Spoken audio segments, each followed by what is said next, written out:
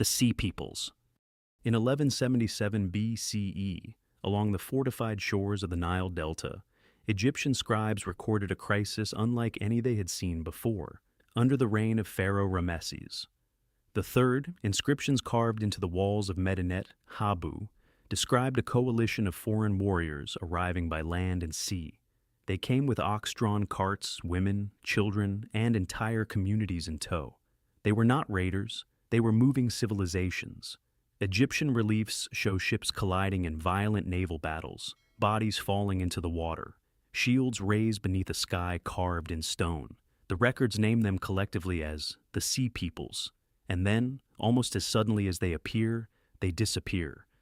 The Egyptian accounts portray them as a force capable of toppling entire kingdoms across the eastern Mediterranean.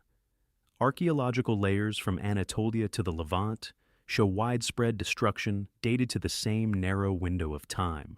Cities burned, trade routes collapsed, bronze supply chains fractured. The late Bronze Age system, once interconnected and stable, unraveled within decades. Yet the very coalition blamed for this collapse left behind no identifiable homeland, no enduring capital, no unified language. Excavations in coastal Canaan reveal material culture shifts that some scholars attribute to migrating Sea Peoples groups. Pottery styles change abruptly. Burial customs alter. Fortification patterns shift. Yet these traces are fragmented and inconsistent. No inscription from the so-called invaders themselves has ever been recovered. No royal archive, no centralized command structure, only references written by those who fought them. Egyptian records claim a decisive victory. The reliefs show captured enemies, bound and humiliated. But if the Sea Peoples were truly defeated, where did the survivors go? There is no mass grave corresponding to a destroyed superarmy, no evidence of systematic extermination. Instead, small pockets of cultural transformation ripple outward across the region. Some historians propose assimilation into emerging Iron Age societies. Others suggest internal fragmentation. Yet no model fully accounts for the scale of their earlier coordinated movement. The most unsettling detail lies in timing. The Sea Peoples appear precisely at the moment when multiple advanced civilizations were already strained by climate shifts, famine, and internal unrest. They did not merely invade a stable world, they struck at a system already weakening. Whether they were the cause of collapse or a symptom of it remains debated, but their disappearance is harder to explain than their arrival. Within a few generations, the name fades. Egyptian inscriptions stop mentioning them. Assyrian records do not track a continuous Sea People's identity. What remains are scattered theories, and a handful of burned cities dated to the same era. A confederation strong enough to challenge Egypt should have left a legacy. Instead, it left silence. If the Sea Peoples were a displaced population fleeing something larger, what drove them across the Mediterranean in the first place? If they were conquerors, why did they not consolidate power? And if they were absorbed into new cultures, why does no surviving group preserve a clear memory of that origin? An entire moving civilization appears in the historical record with force, reshapes the geopolitical map of the ancient world, and then dissolves into anonymity. The late Bronze Age collapse remains one of the most studied turning points in antiquity, yet the identity of the Sea Peoples remains unresolved. A force powerful enough to fracture empires should have built one of its own. Instead, it left behind a question that still stands carved in stone. The Minoans. In 1450 BCE, across the island of Crete, palace complexes that had stood for centuries fell silent. At Knossos, Phaistos, Malea, and Zakros, administrative centers once alive with trade, ritual, and maritime coordination, were abruptly abandoned or destroyed. Storage magazines filled with clay tablets lay cracked beneath collapsed ceilings. Frescoes depicting dolphins and ceremonial processions were buried under layers of ash and rubble. The civilization known today as the Minoans, masters of Bronze Age seafaring, did not vanish in a single cataclysmic explosion. They faded in stages, and then their voice disappeared entirely. For centuries before their decline, the Minoans dominated Aegean trade networks. Their ships moved copper, tin, saffron, textiles, and crafted goods across the Mediterranean. Their cities lacked defensive walls, suggesting either extraordinary naval confidence or a world in relative balance. Their script, Linear A, recorded economic transactions and religious offerings. It remains undeciphered. Whatever language they spoke has not survived translation. The first destabilizing event often cited is the eruption of Thera, a volcanic explosion that sent ash plumes thousands of feet into the atmosphere and triggered tsunamis that battered northern Crete. Yet archaeological evidence shows that Minoan society recovered after the eruption. Palaces were rebuilt, trade resumed, the final blow came later. By 1400 BCE, Linear B tablets appear in Crete, written in an early form of Greek associated with the Mycenaeans from mainland Greece. Administrative structures shift, burial practices change, artistic styles harden. The fluid marine motifs of Minoan art give way to more rigid militaristic imagery. It is clear that mainland influence intensified. What remains unclear is how. There is limited evidence of widespread battlefield carnage, no mass graves marking a decisive invasion, no centralized record of conquest. Instead, a pattern of controlled takeover emerges. Key palace sites show destruction, followed by reoccupation under new administrative systems. It suggests infiltration, elite replacement, or internal power struggles exploited by external forces. The most haunting element is linguistic disappearance. Linear A vanishes completely. Unlike Linear B, which scholars eventually deciphered, Linear A has resisted every attempt at translation. Without understanding the script, the inner worldview of the Minoans remains sealed. Their religious practices, political organization, and self-identity are filtered through later interpretations. They become a shadow civilization, reconstructed from pottery shards and fresco fragments. Genetic studies suggest continuity among Cretan populations, implying that the people did not vanish biologically. What dissolved was cultural autonomy.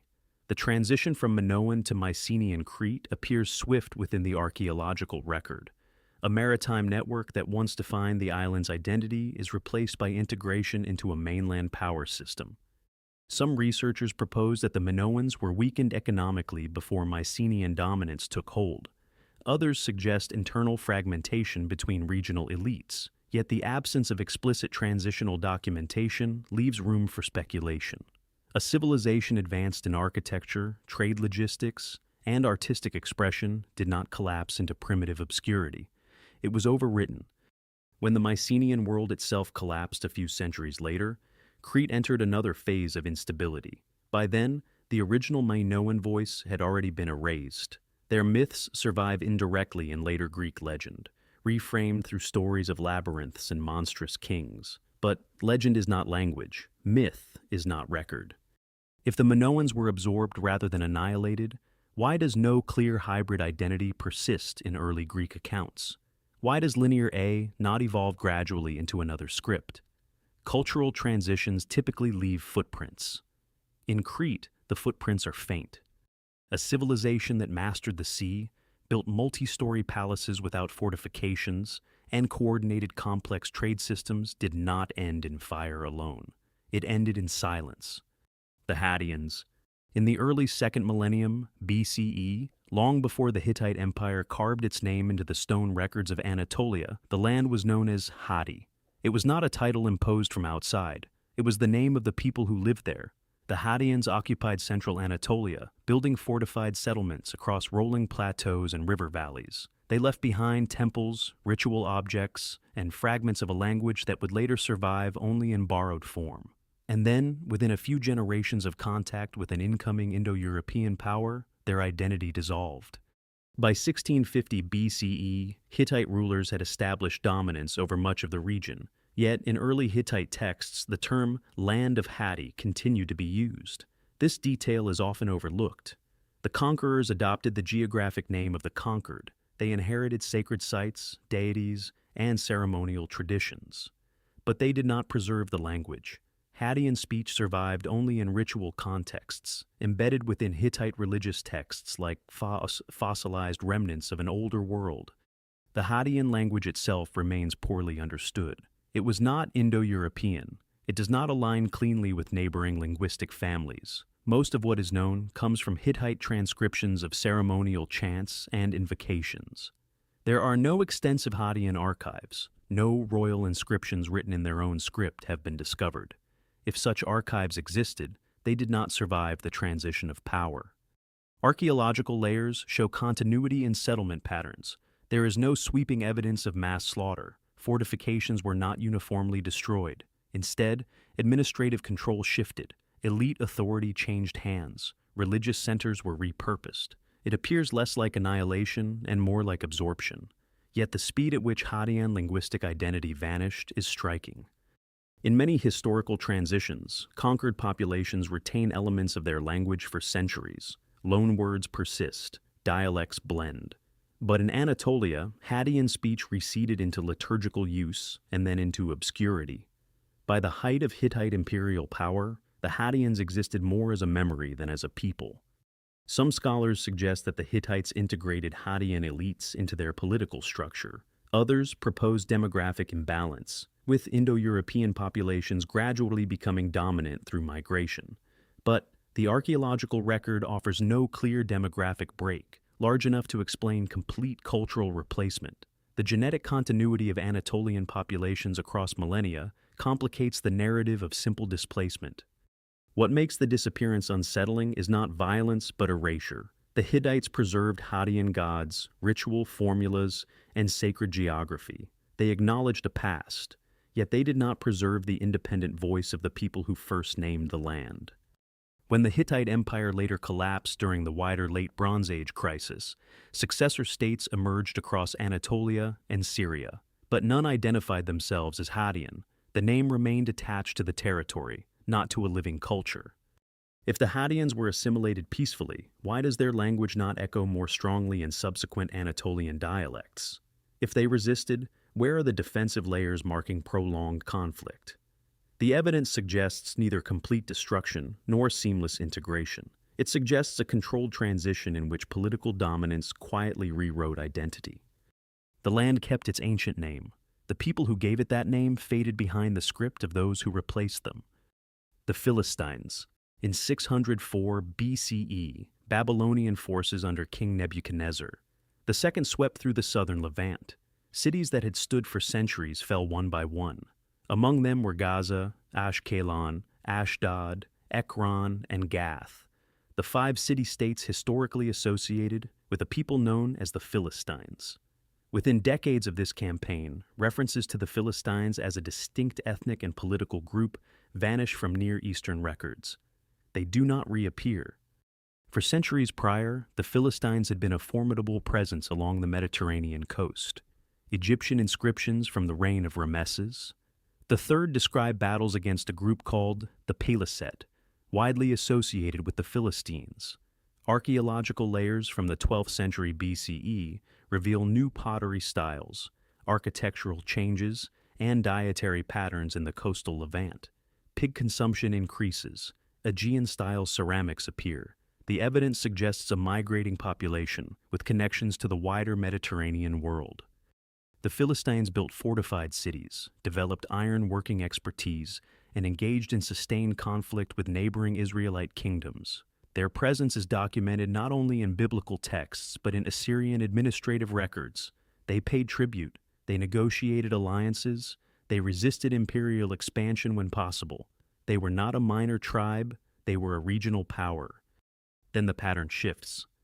By the late 7th century BCE, Babylonian campaigns targeted the Levantine corridor to secure trade routes and suppress Egyptian influence. Excavations at Ashkelon show a destruction layer dated precisely to Nebuchadnezzar's invasion: burned storehouses, collapsed walls, arrowheads embedded in debris. Yet, even here, the material record does not point to wholesale extermination. The cities were repopulated, trade resumed under Babylonian oversight. What disappears is not the population, but the name. Assyrian and Babylonian records begin referring to the region in administrative terms rather than ethnic ones. The identity Philistine ceases to function as a political category. Later, Persian records make no mention of a surviving Philistine entity. Unlike other subdued groups who retained local governance structures under imperial rule, the Philistines dissolve into the provincial framework. Linguistically, the Philistine language is elusive. Early inscriptions are sparse and fragmentary. Over time, local inscriptions shift toward dominant regional languages.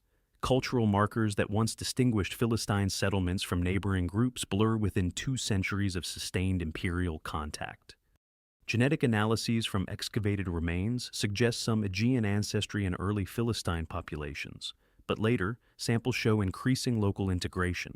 The distinct genetic signature becomes diluted. The material culture that once defined their coastal cities blends into broader Levantine norms. The Babylonian conquest did not erase the coastline. It erased a label. Unlike the Israelites, whose identity persisted in exile narratives, or the Phoenicians, who maintained maritime networks under shifting imperial powers, the Philistines leave no surviving textual tradition from their own perspective. Their story survives primarily through the records of their rivals and conquerors. If the Philistines were fully destroyed, the archaeological continuity would be broken. It is not. If they were fully absorbed, we would expect clearer traces of cultural synthesis. Instead, the record shows gradual flattening. Administrative integration, linguistic assimilation, identity compression under empire. A people who once stood as a coastal power in the eastern Mediterranean did not vanish in a single massacre. They faded through bureaucratic absorption and imperial restructuring. When the name Philistine disappears from the record, it does not coincide with empty cities. It coincides with reclassified ones. A civilization can survive conquest. It can survive exile. But can it survive the quiet removal of its own name?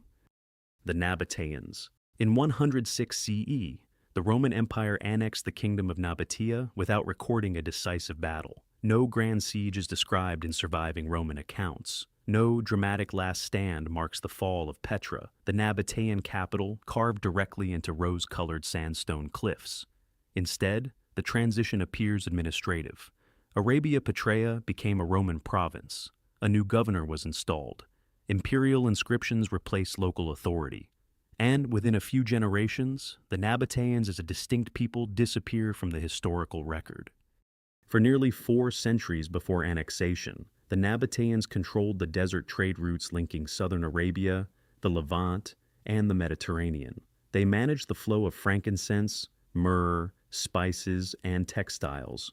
Their wealth-funded monumental architecture carved with precision into sheer rock faces. They engineered complex water management systems capable of sustaining urban life in an arid environment, receiving less than 6 inches of annual rainfall.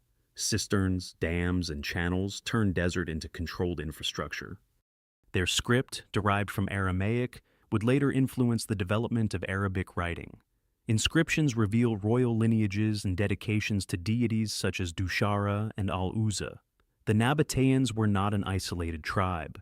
They were a literate, economically strategic kingdom positioned between empires. When Rome expanded eastward under Emperor Trajan, Nabataea was surrounded. Yet the annexation is described as peaceful. Archaeological layers in Petra do not show widespread burning. Urban continuity persists. Roman-style buildings appear alongside existing structures. Coins bearing imperial faces circulate through the city. What vanishes is sovereignty. Within decades, Nabataean inscriptions decline sharply. Latin and Greek administrative texts dominate official communication. Religious practices adapt. Local deities merge with Greco-Roman pantheons. Trade routes shift toward Roman-controlled infrastructure. By the 3rd century CE, Petra's prominence fades as alternative routes bypass its geographic advantage. Unlike Carthage, which was razed and rebuilt, Petra was not violently erased. It was integrated, yet integration does not fully explain the speed of cultural dissolution. The Nabataean language does not gradually evolve into a clearly traceable successor. Instead, it fragments into regional dialects that blend into emerging Arabic linguistic patterns. Archaeological surveys of peripheral Nabataean settlements reveal abandonment without destruction. Rural sites thin out. Population density declines. Whether this was due to shifting trade economics, environmental strain, or administrative restructuring remains debated. Roman provincial policy often preserved local elites in exchange for loyalty. In some regions, indigenous identities endured for centuries under imperial oversight. In Nabataea, the transformation seems unusually complete. By late antiquity, Petra was a diminished town. By the early medieval period, it was largely forgotten by the outside world. When European explorers rediscovered Petra in the 19th century, they encountered monumental architecture without a living cultural lineage directly claiming descent from its builders. The Bedouin tribes of the region preserved oral traditions about ancient inhabitants, but the Nabataeans themselves existed only in inscriptions carved into stone. If the annexation was peaceful, why does the Nabataean identity dissolve so thoroughly? If economic decline drove abandonment, why do elite inscriptions disappear before clear evidence of demographic collapse? Cultural erasure often leaves tension points. Here, the transition appears almost seamless. A kingdom that mastered desert logistics and controlled intercontinental commerce did not collapse under fire. It was absorbed, reorganized, and slowly anonymized within a larger imperial structure. Petra still stands, its facades glowing red under the sun, but the people who carved them did not leave a continuous voice behind. The Nuragic Sardinians. Around 900 BCE, across the rugged landscapes of Sardinia, thousands of stone towers stood watch over valleys, coastlines, and inland plateaus. These structures, known today as nuraghe, were built from massive basalt blocks stacked without mortar, some rising over 60 feet high and weighing several tons each. At their peak, more than 7,000 of these towers dotted the island. They were not random monuments. They formed a network. A civilization once organized itself around them. And then, within a few centuries of sustained contact with powerful Mediterranean traders, that civilization changed so completely that its original structure became almost unrecognizable. The Nuragic culture emerged in the Bronze Age, developing complex village systems clustered around central towers. Excavations reveal communal meeting huts, sacred wells aligned with celestial events, bronze figurines depicting warriors and ships, and evidence of advanced metalworking. Sardinia was rich in copper and other resources, making it strategically valuable in regional trade networks. Beginning in the 9th and 8th centuries BCE, Phoenician traders established coastal settlements on the island. Unlike invading armies, they arrived as merchants. Archaeological layers show imported ceramics, new architectural styles, and shifts in burial customs along coastal regions. Trade expanded, economic integration deepened, yet something within the interior began to fragment. By the 6th century BCE, Carthaginian influence intensified, followed later by Roman expansion. Coastal centers fell under foreign control. Inland nuragic sites show signs of gradual abandonment rather than violent destruction. The towers were not systematically demolished. Many were simply left behind. What makes the disappearance unsettling is the absence of a decisive collapse event. There is no single destruction layer marking a final conquest. Instead, the Nuragic social system appears to dissolve over time. Elite bronze production declines. Ritual sites cease functioning. Settlements thin out or reorganize under new political frameworks. Genetic studies suggest population continuity on Sardinia. The people did not vanish biologically, but the cultural system built around the Nuraghi towers, with its distinct iconography and social organization, does not survive intact into the Roman era. The structures remain standing across the island like silent sentinels of a society that no longer speaks. Roman records mention Sardinia primarily as a grain-producing province. They do not describe an active Nuragic political identity resisting imperial control. If there was resistance, it left little written trace.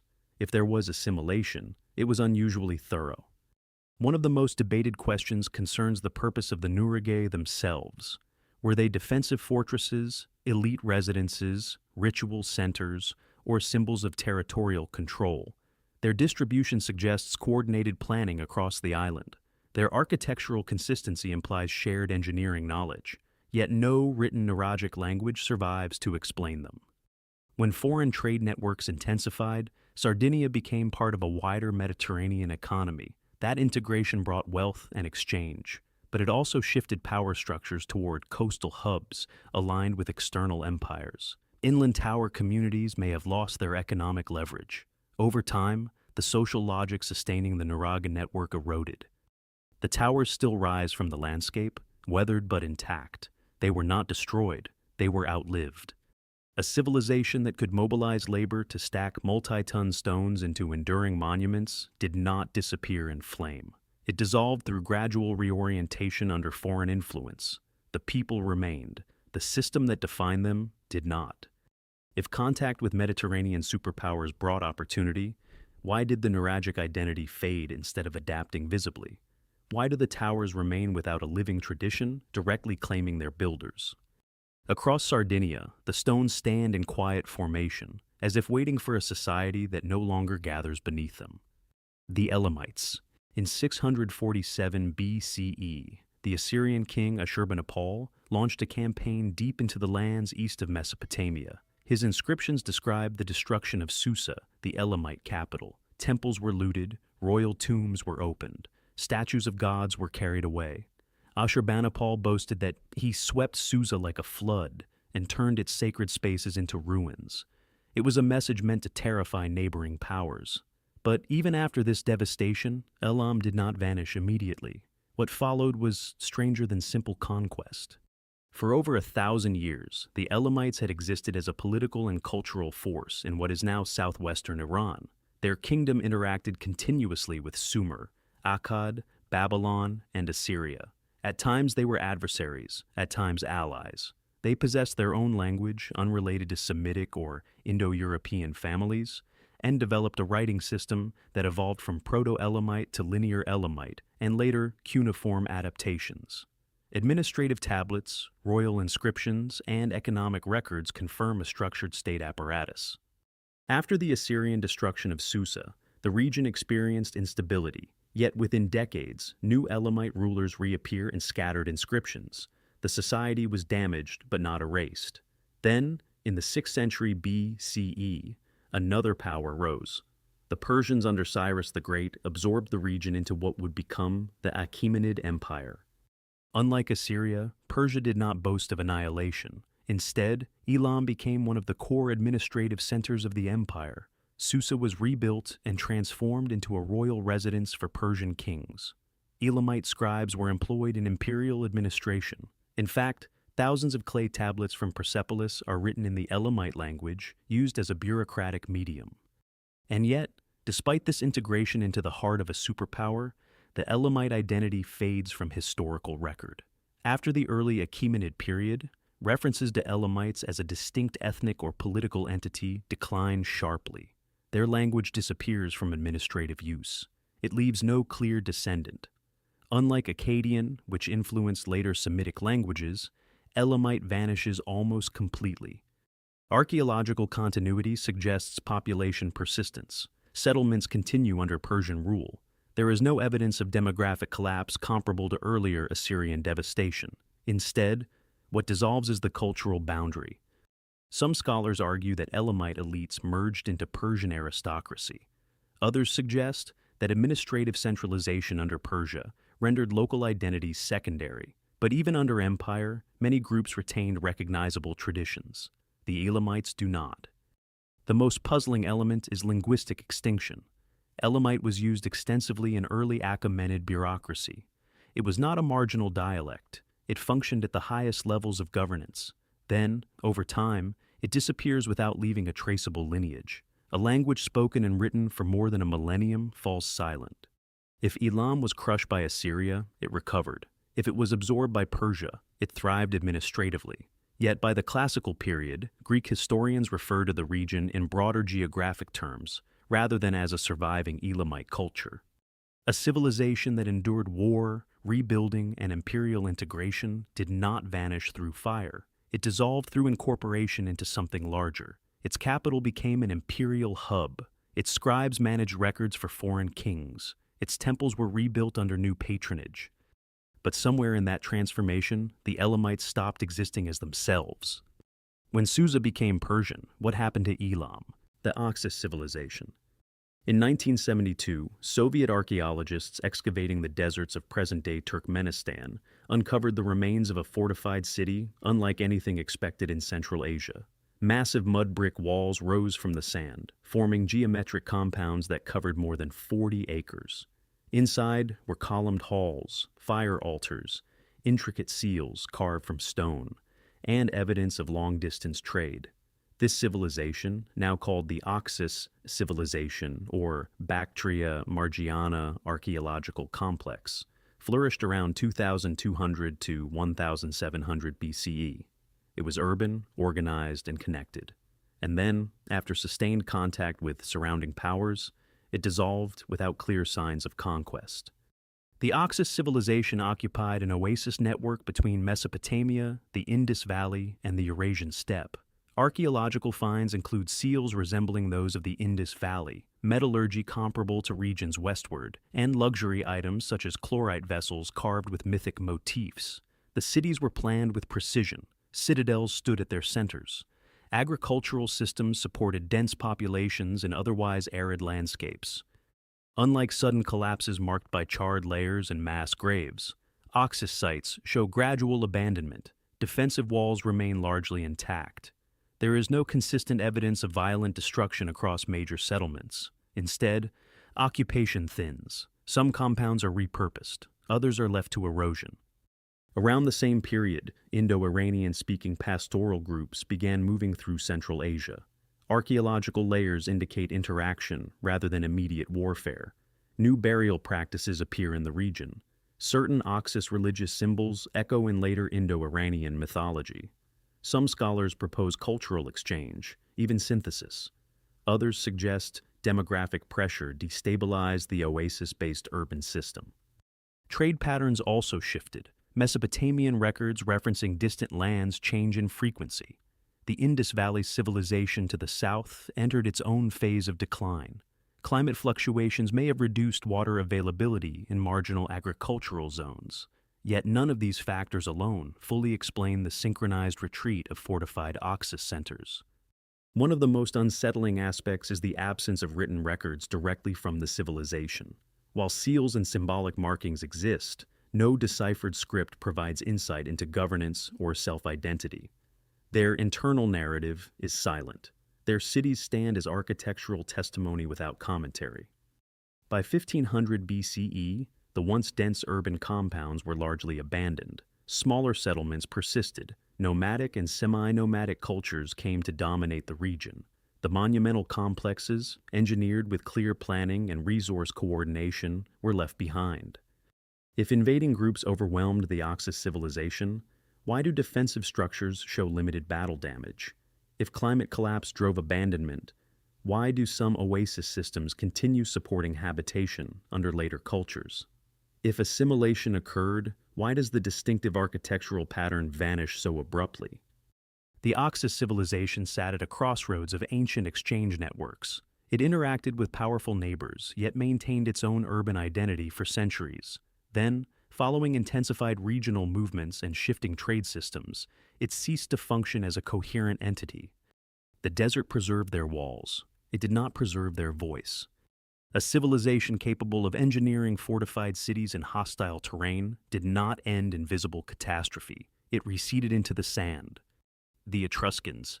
By the 6th century BCE, central Italy was dominated by a civilization whose influence would quietly shape Rome itself.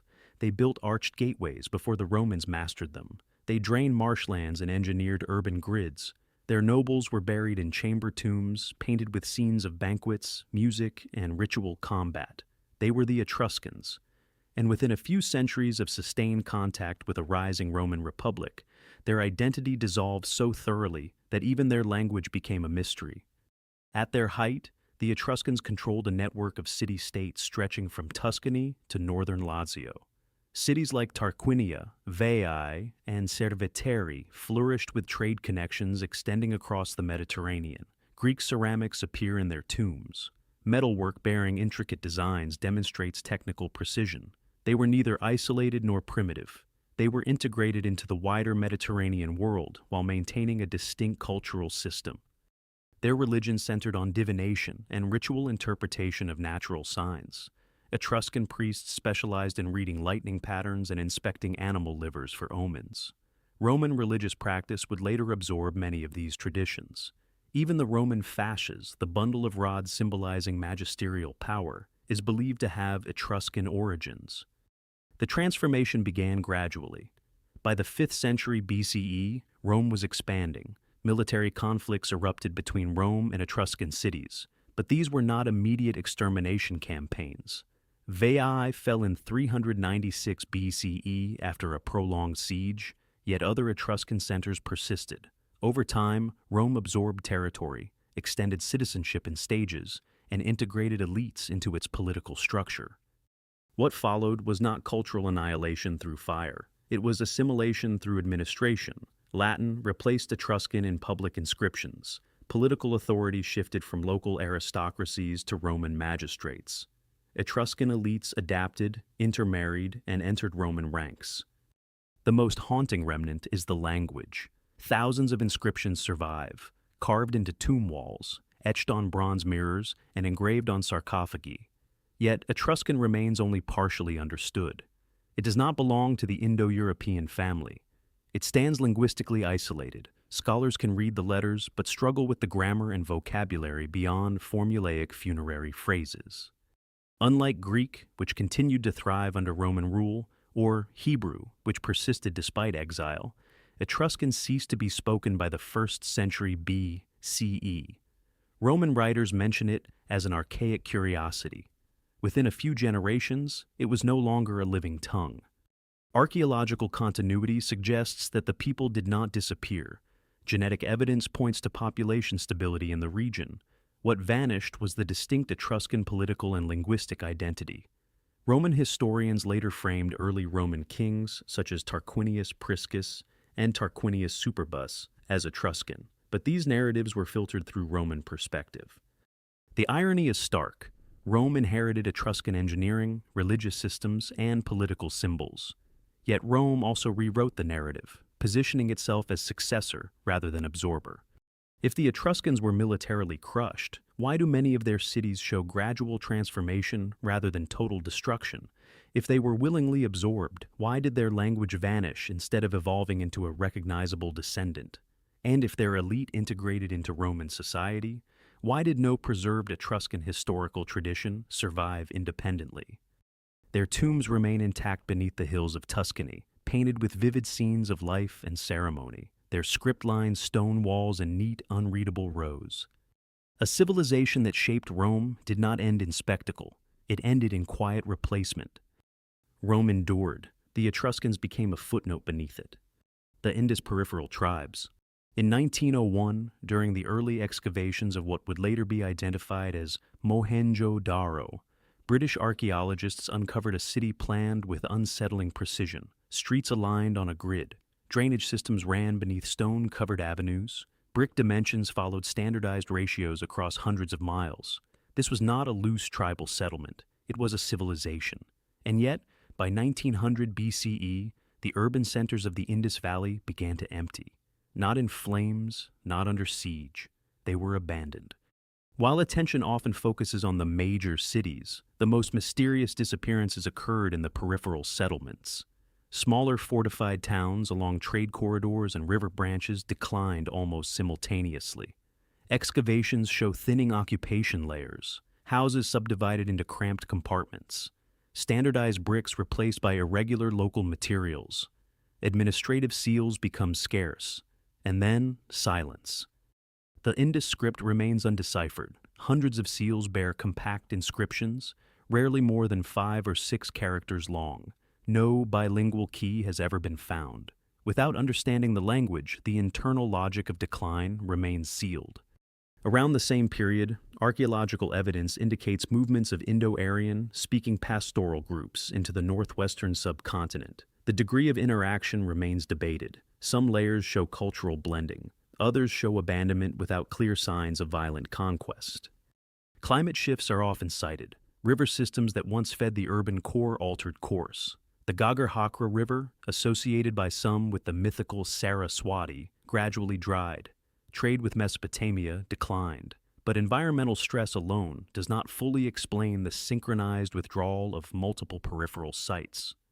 What is striking is the lack of mass graves, burn layers, or widespread weapon damage in most Indus cities. Unlike other Bronze Age collapses, there is no clear battlefield signature. Instead, populations appear to have dispersed into smaller rural communities. Urban density dissolved into village networks. Yet, something fundamental vanished. The standardized weights and measures disappear. Long-distance trade seals stop circulating. The script ceases entirely. It does not evolve into a traceable successor. It stops. Peripheral tribes and satellite communities would have been the first to experience stress from changing trade flows and demographic pressures.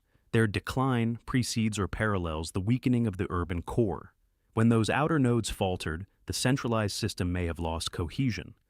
Genetic studies show continuity between ancient Indus populations and later South Asian groups. The people did not disappear biologically, but the civilizational structure built around cities like Mohenjo-daro and Harappa did not survive intact.